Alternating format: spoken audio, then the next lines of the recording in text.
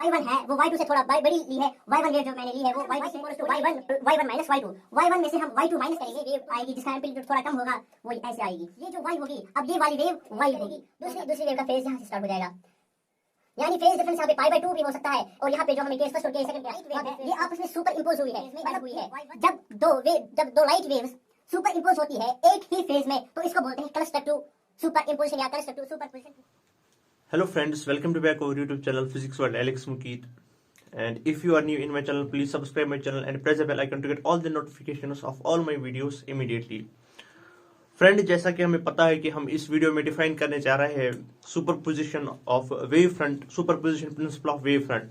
तो lecture number 5 में हमने बहुत जो वेव ऑप्टिक्स का सबसे इंपॉर्टेंट टॉपिक है दैट इज रिफ्रैक्शन, जिसमें वो कन्वर्जिंग और डाइवर्जिंग स्फेरिकल वेव फ्रंट्स बनते हैं after reflection through prism, after reflection through lenses, after reflection through spherical mirrors. What will happen to what is the behavior of wave fronts after the resultant? तो उसमें NEET में question पूछे जाते हैं। अगर हम आज की वीडियो की बात करेंगे, इसमें हम कंस्ट्रक्टिव और डिस्ट्रक्टिव सुपरपोजिशन डिस्कस करेंगे। और इसमें ये इंपॉर्टेंट क्वेश्चन होता है, इसमें हम इंटेंसिटी निकालते हैं, इंटेंसिटी किसके बराबर होती है वो हम इसमें डिस्कस करेंगे कि इंटेंसिटी किसके बराबर, जो एम्पलीट्यूड स्क्वायर का बराबर होता है वो हम निकालेंगे। कंस्ट्रक्टिव और डिस्ट्रक्टिव सुपर इम्पोजिशन हम बोलते हैं या हम सुपरपोजिशन प्रिंसिपल बोलते हैं।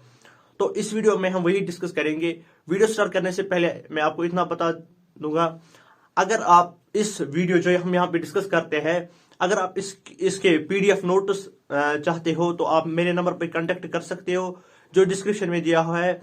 साथ ही साथ आप जो है नीट पॉइंट ग्रुप ज्वाइन कर सकते हो जिसमें डेली न्यूमेरिकल स्टैंड होते हैं, वो भी आप ज्वाइन कर सकते हो। वहां पे भी पीडीएफ स्टैंड होता है, वो भी आप ज्वाइन कर सकते हो। तो इस वीडियो में हम डिफाइन करने जा रहे हैं सुपरपोजिशन प्रिंसिपल, सुपरपोजिशन प्रिंसिपल। तो अगर मैं थोड़ा सा इसमें बता दूं, थोड़ा सा इंट्रोडक्शन अगर मैं दूं इसका, सुपरपोजिशन या हम इसको बोलते हैं सुपर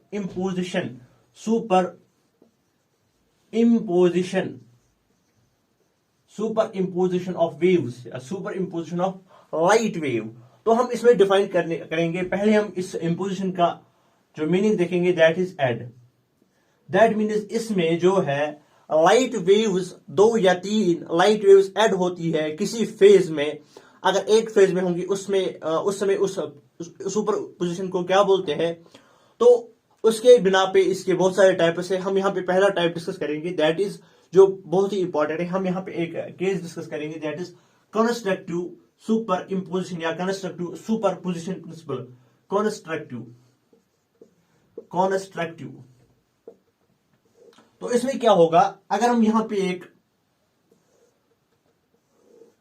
इंटरफेस लेंगे, यहां पे मैं वेव्स लूंगा। अगर मैं यहां पे एक लाइट की वेव लूंगा जस्ट लाइक दिस, क्योंकि हम वेव ऑप्टिक्स डिस्कस कर रहे हैं तो हम यहां पे लाइट वेव्स की बात करेंगे ना कि रेज की बात करेंगे।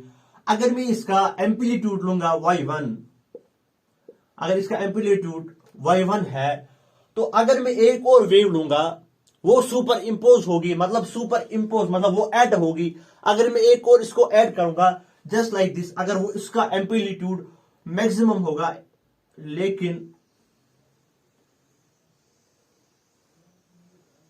सेम फेज में होगा, तो यहां पे y1, अगर मैं इसका y1 लूंगा और इसका जो है y2 लूंगा, जो y1 और y2 लाइट वेव है ये आपस में सुपर इम्पोज हुई है, मतलब ये y1 और ये y2 आपस में ऐड हुई है, लेकिन साथ ही साथ ये एक ही फेज में ऐड हुई है। जब दो लाइट वेव्स सुपर इम्पोज होती है एक ही फेज में, तो इसको बोलते हैं कंस्ट्रक्टिव सुपर इम्पोजिशन या कंस्ट्रक्टिव सुपरपोजिशन प्रिंसिपल। अगर मैं इसको डिस्कस करूंगा, अगर मैं यहां पे टोटल इक्वेशन लूंगा जो हमें y में निकालनी है, अगर मैं टोटल y लूंगा, यहां पे अगर आप देखोगे यहां पे ऐड अप हो रहा है, that means y1 plus y2। तो अगर मैं यहां पे टोटल y निकालूंगा वो आ जाएगा y1 प्लस y2।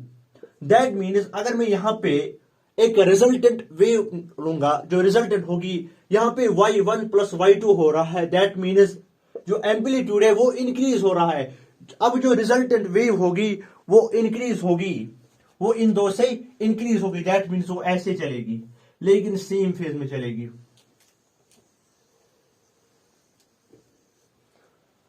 ये यहां पे टोटल y होगा, जो हम टोटल यहां पे y डिस्कस करेंगे, जो हमें y निकालना है, जो हमें रिजल्टेंट निकालना है, रिजल्टेंट वेव निकालनी है after super imposition of waves. ये हमें टोटल y यहां पे मिल गया। जब दो वेव्स सुपर इंपोज हो गई, जब दो लाइट वेव्स सुपर इंपोज हो गई, जब कंस्ट्रक्टिव सुपर पोजिशन हुआ, तो यहां पे क्या हुआ, यहां पे दो लाइट वेव्स आपस में एड अप हो गई। जब एड होगी y1 प्लस y2, जब प्लस होता है तो वैल्यू इंक्रीज हो जाएगा। अगर ये 1 होगा, इसका भी 1 होगा, तो ये टोटल में 2 आ जाएगा। दैट मीन्स जो रिजल्टिंग होगा वो इससे बड़ा होगा, तो ये इंक्रीज हो जाएगा। तो अगर हम यहां पे इंटेंसिटी की बात करेंगे, इंटेंसिटी ऑफ रिजल्टेंट वेव क्या होगा, इंटेंसिटी बराबर होता है I इक्वल्स टू एम्पलीट्यूड का स्क्वायर। अगर हमें इसकी इंटेंसिटी निकालनी होगी, जो हमें इसमें क्वेश्चन आता है, intensity is equal to amplitude square. तो अगर हम यहां पे I1 निकालेंगे इस वेव के लिए, फर्स्ट वेव के लिए, यहां पे हम निकालेंगे I1 is equal to Y1 square. अगर हम I2 के लिए निकालेंगे, that will become I2 equal to Y2 square.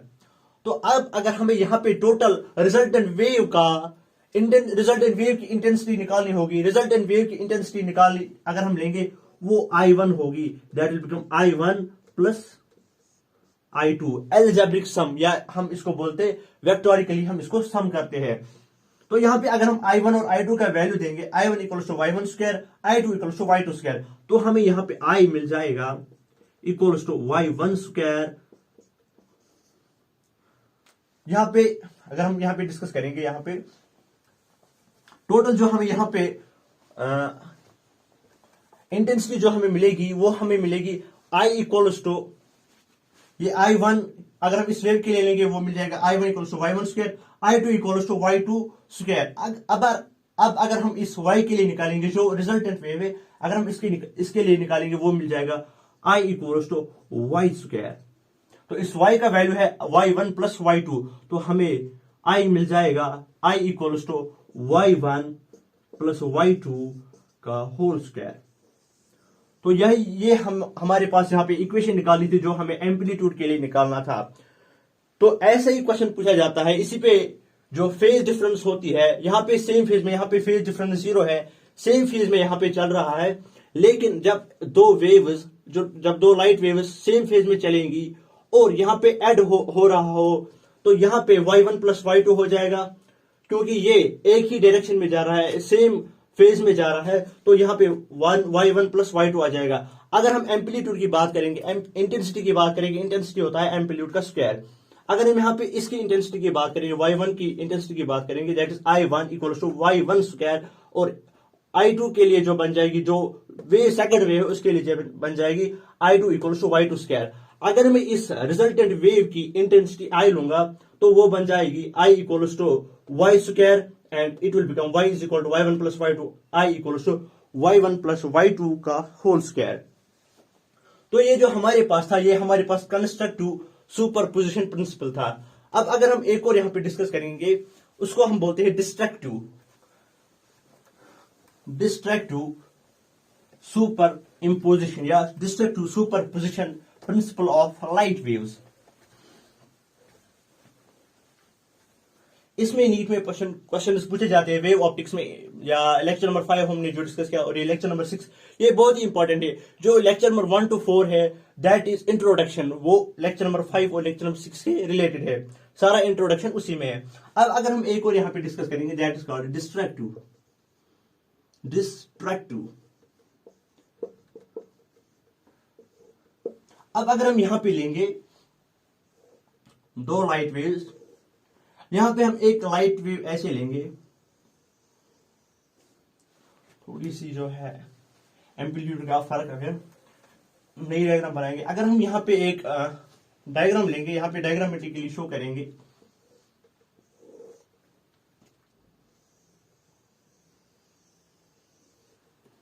यहां पे अगर हम वेव लेंगे y1, इसका एम्पलीट्यूड हम लेंगे y1, तो जब ये ट्रैवल करेगी, अब यहाँ पे हमें किससे मकसद है, यहाँ पे हमें इम्पोजिशन मकसद है, इम्पोजिशन हमें डिस्कस करना है, डिस्ट्रैक्टिव सुपर इम्पोजिशन। यहाँ पे दो वेव्स ऐड होंगे। अब हम एक और वेव लेंगे, वो हम यहां से लेंगे अपोजिट टू इट।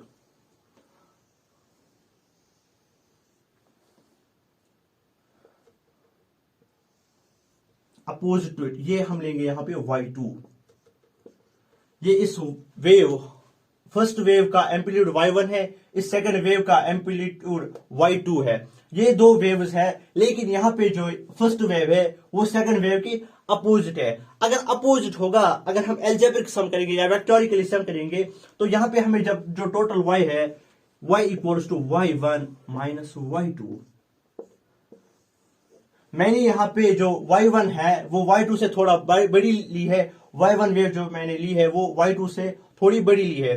तो अगर हम y equals to y1 minus y2, y1 में से हम y2 माइनस करेंगे, तो यहाँ पे छोटी सी वेव आएगी जिसका एम्पलीट्यूड थोड़ा कम होगा, वो ऐसे आएगी।